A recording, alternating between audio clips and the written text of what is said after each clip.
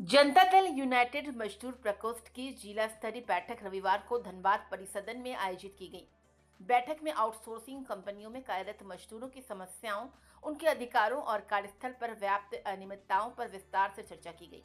साथ ही 7 जुलाई को जदयू के झारखंड प्रदेश अध्यक्ष एवं राज्यसभा सांसद खीरू महतो के नेतृत्व में केंद्रीय कोयला मंत्री जी किशन रेड्डी से मुलाकात कर केंदुआडी मुख्य मार्ग पर हुए भूधसान की उच्च स्तरीय जांच और ठोस कार्रवाई की मांग करने का निर्णय लिया गया।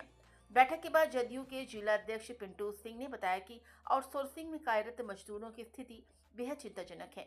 उन्हें पर्याप्त वेतन, सुरक्षा और श्रम कानूनों के अनुरूप सुविधाएं नहीं मिल रही हैं। जदयू मजदूर प्रकोष्ठ जैसे मजदूरों के अधिकारों की लड़ाई मजबूती से लड़ेगा। उन्होंने मांग की है कि आउटसोर्सिंग कंपनियों में 70% स्थानीय युवाओं को रोजगार दिया जाए, जबकि शेष 30% नियुक्तियां योग्यता के आधार पर की जाए, ताकि स्थानीय लोगों को रोजगार के अधिक अवसर मिल सके।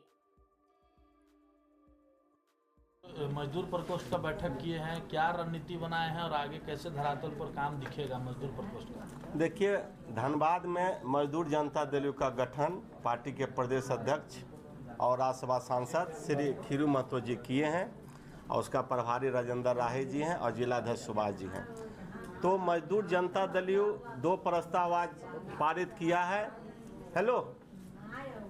पारित किया है कि हम लोग जो धनबाद में आउटसोर्सिंग जितने भी कंपनियां चल रही है उसमें 99% मजदूरों का शोषण कर रहे हैं, विस्थापन को शोषण कर रहे हैं और वो आउटसोर्सिंग वाला और बीसीसीएल वाला दोनों मिलके जो कोयला का अवैध कारोबार हो रहा है, किसी न किसी तरह से हम लोग को ऐसा प्रतीत होता है कि दोनों लोग मिले हुए हैं। और जो केंदुआडी में जो भूधसान हुआ है, आप सोचिए कि उसमें भूधसान में बहुत सारे नेता धरना प्रदर्शन सब कुछ किए हैं, लेकिन उसका रिजल्ट कुछ नहीं मिला है। तो हम लोग केंदुआ में जो भूधसान हुआ है उस मामले को लेकर के हम लोग 7 तारीख को केंद्रीय कोयला मंत्री से हम लोग सांसद खीरू महतो जी के नेतृत्व में यहाँ का एक प्रतिनिधिमंडल हम लोग मिलेंगे और जहाँ भूधसान हो रहा है उसको सुशील सिंह जी ने अपने बयान में बोले हैं कि हम उसको वैज्ञानिक तरीके से वैज्ञानिक जांच करें कि भूधसान जहाँ हो रहा है वहाँ किस लिए हो रहा है और उसको रोकने का क्या उपाय है। इस सब के लिए हम लोग आज आंदोलन का रूपरेखा तैयार किए हैं।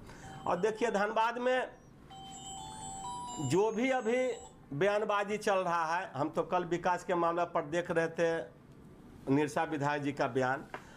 धनबाद में हम लोग के जो सांसद जी हैं ढुल्लू महतो जी, विकास के प्रति बहुत सजग हैं। इन्होंने जब से सांसद बने हैं विकास के लिए अपने तरह से बहुत सारा प्रयास किए हैं। एयरपोर्ट के लिए प्रयास कर रहे हैं, देखिए हाईवे बन रहा उसके लिए प्रयास किए हैं।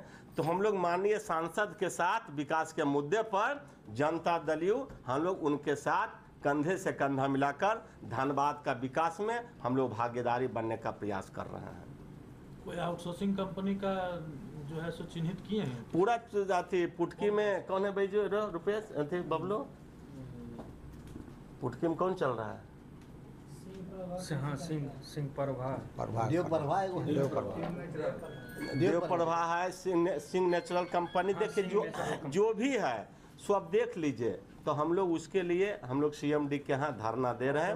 मजदूरों का शोषण होता है, उस पर क्या? पूरा शोषण होता है। आउटसोर्सिंग में 100 जो लोग गुंडा रहता है उसको लोग बहाली करता है। तो हमारा कहना जनता दल का मानना, मजदूर जनता दल का, कि 70% वहाँ के जो आवासीय लोग हैं उसको आप उसमें नियुक्ति दीजिए और जो 30% लोग हैं उसको इंटरव्यू के आधार पर जो शिक्षित लोग हैं उसको भी समायोजित कीजिए ताकि उसमें लोग उन लोग को रोजगार मिल सके।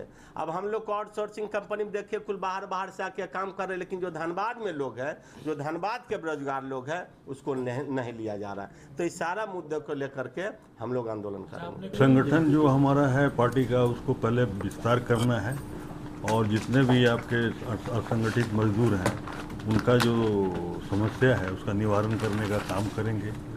हालांकि यहाँ पर समस्या तो बहुत पुराना है, लेकिन ये आउटसोर्सिंग क्यों हुआ ये आज तक हमको ये समझ में नहीं आया कि इतना अच्छा लेबर और इतना इक्विपमेंट होते हुए भी आउटसोर्स कर दिया गया। हमारे आदमी बैठ के पैसा ले रहे थे। जो एक तो लैंड एक्विजिशन का बहाना बनाया गया कि ये लैंड एक्विजिशन नहीं हुआ, वहाँ मशीन खड़ी है, दूसरे जगह जहाँ लैंड मिल जाता था तो हम लोगों ने कोशिश किया कि मशीन ट्रांसफ़र कर दे, तो नहीं, ये ज़बरदस्ती आउटसोर्स किया गया। इसके पीछे बहुत बड़ा जो हम कह नहीं सकते। और आज ये स्थिति हो गई कि ये आउटसोर्स जो कागज़ पर दिखाई पड़ता है उससे बढ़िया आउटसोर्स हो गया कोयला चोरी। ये आउटसोर्सिंग का तो कोई कंट्रोल नहीं है। पहले तो सेंटर और स्टेट का बीच में कुछ समझ ही भी नहीं आता है, और वो सबसे ज़्यादा तेज चल रहा है। तो हमारे जो मजदूर हैं, जो इनकी स्थिति जब नेशनलाइज हुआ था उसमें स्थिति इतनी सुधर गई थी कि उनके बाल बच्चे जो तो ऑफिसर के बराबर हो गए थे। जहाँ ऑफिसर के बच्चे पढ़ते थे वहाँ उनके भी पढ़ते थे। और आज ये स्थिति हो गई कि फिर उनको सिक्योर दिया, हालांकि वो तो रिटायर हो गए, लेकिन जो लोग जिंदा हैं उनके क्या बीत रही है वो हमको समझ में आ रहा है। हम लोग अपने आँख से देखा है। आप लोग इस पर क्या कुछ पहल करेंगे और कुछ नया देखेंगे? फिर से शुरुआत करना पड़ेगा। असंगठित मजदूरों का जो प्रॉब्लम है, जो मैंने अब लाखों रुपए तक जिनकी सैलरी चल गई थी, वो अब 20,000 में उसी काम को कर रहे हैं, और ज़्यादा नहीं, 8 घंटा की जगह पर 12 घंटा भी काम कर रहे हैं। पहले तो उनको निकम्मा बनाया गया, पैसा दे दे के चढ़ा दिया गया, फिर 8 घंटे से घटा 4 घंटा करते करते काम नहीं हो पा रहा है, इसको आउटसोर्स कर दो। इसके लिए बहुत बड़ा षड्यंत्र किया गया। इस कंपनी को आउटसोर्स में धकेलने के पीछे बहुत बड़ा षड्यंत्र है। नहीं तो